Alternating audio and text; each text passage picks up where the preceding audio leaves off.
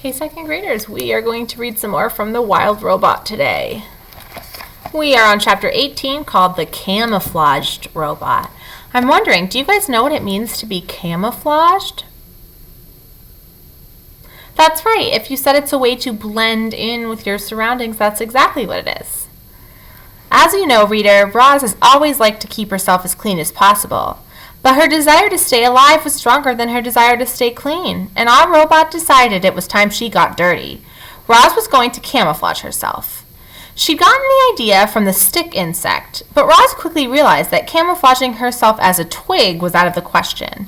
No, the robot would have to blend into the landscape itself. She began by smearing handfuls of thick mud all over her entire body. Then she plucked ferns and grasses from the ground and sank their roots into her new muddy coating. She placed colorful flowers around her face to disguise her glowing eyes, and any bare patches were covered with tree leaves and strips of moss. Our robot now looked like a great tuft of plants. Walking through the forest, she waited for darkness, and then she padded to the center of the clearing, nestled herself between some rocks, and became part of the landscape. A few hours later, the sky was brightening, the fog was lifting, the nighttime animals were slinking home, and the daytime animals were beginning to stir. It was just an ordinary morning on the island. However, there was that new tuft of plants in that one forest clearing. Only the bees had noticed the tuft. They buzzed around it, completely unaware that the robot was hidden beneath. And so Roz sat there, right in the open yet completely unseen, and observed the wilderness around her.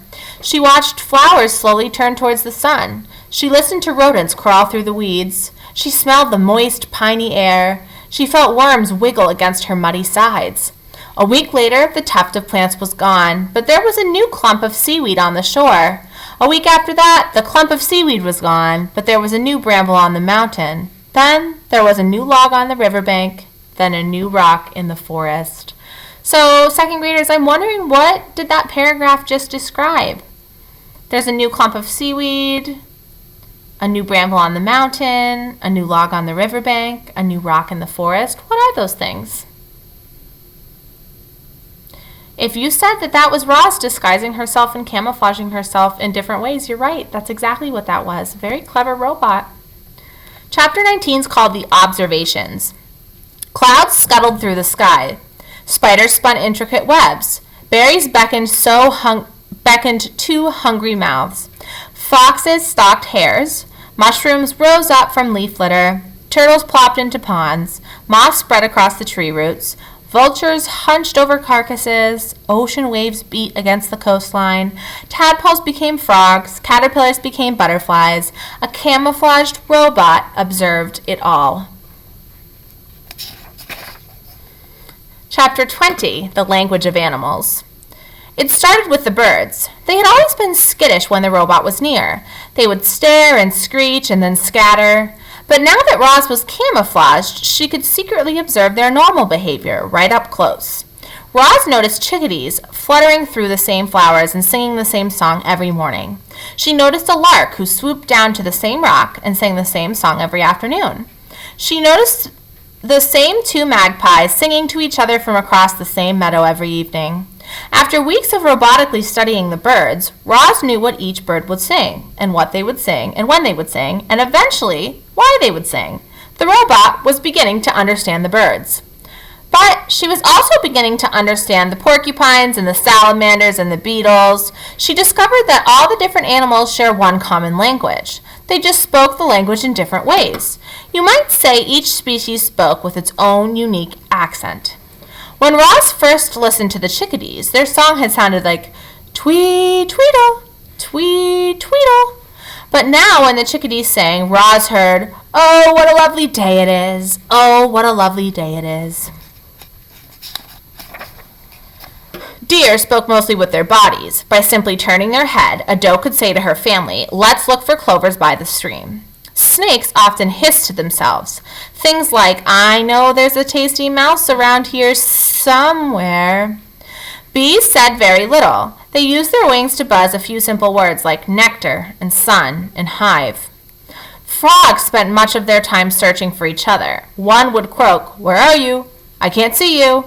And then another would reply, "I'm over here." Follow my voice. When Roz first stomped across the island, the animal squawks and growls and chirps had sounded like nothing more than meaningless noises. But she no longer heard animal noises. Now she heard animal words. Chapter 21 is called The Introduction. There was an hour each morning in the dim light of dawn when all the island animals were safe. You see, long ago they had agreed not to hunt or harm one another during that hour. They called it the dawn truce. Most mornings, the island residents would gather in the great meadow and spend the hour chatting with friends. Of course, not everyone attended these gatherings. The bears had never made an appearance, and the vultures just circled high above. But on this particular morning, an unusually large group of animals had come out to discuss some important news. "Settle down, everyone. I have something to say," Swooper the owl hooted to the crowd from the lowest branch of a dead tree. "Last night I saw a mysterious creature right here in the great meadow. It seemed to be covered in grass, but I couldn't get a good look at it. But I think it might have been a monster." Looks of concern swept over the crowd. "What was the creature doing?" said Dart to the weasel.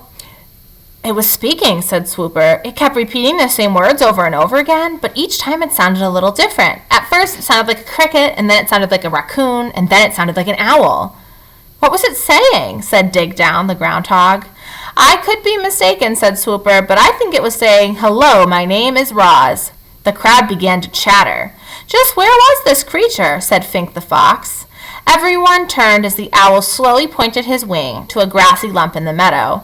It was a rather ordinary-looking grassy lump, until it began to move. As you probably guessed, the grassy lump was Roz. She had been there this whole time, camouflaged, watching, listening, and with all the animals looking at her, she decided to introduce herself. The crowd stared in disbelief as the grassy lump started shaking and bulging upward and crumbling apart, and there was the robot. Then, using her body and voice, the robot spoke to the animals in their own language. "Hello, my name is Roz." The crowd gasped. Swooper fluttered up from his branch and screeched, "It's the monster!" "I am not a monster," said Roz. "I am a robot."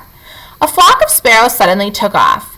"Leave us alone," squeaked Dart as he crouched low in the grass. "Return to whatever horrible place you've come from." "I come from here," said Roz. "I have spent my whole life on this island." "Why haven't you spoken to us sooner?" screeched the owl from higher up in the tree. "I did not know the animal language until now," said the robot. Crown Point the buck had heard enough, and he slipped into the forest with his family. "So what do you want from us?" growled Fink. "I have observed that different animals have different ways of surviving," said the robot. "I would like each of you to teach me your survival techniques." I'm not going to help you," screeched the owl from the very top of the tree. "You seem so unnatural." "The monster is just waiting to gobble us up," shrieked Dig Down, and the groundhog disappeared into a hole. "I will not gobble anyone up," said Roz. "I have no need for food." "You don't need food?" Fink relaxed a bit. "Well, I need food, and lots of it. Why don't you make yourself useful and find me some food?"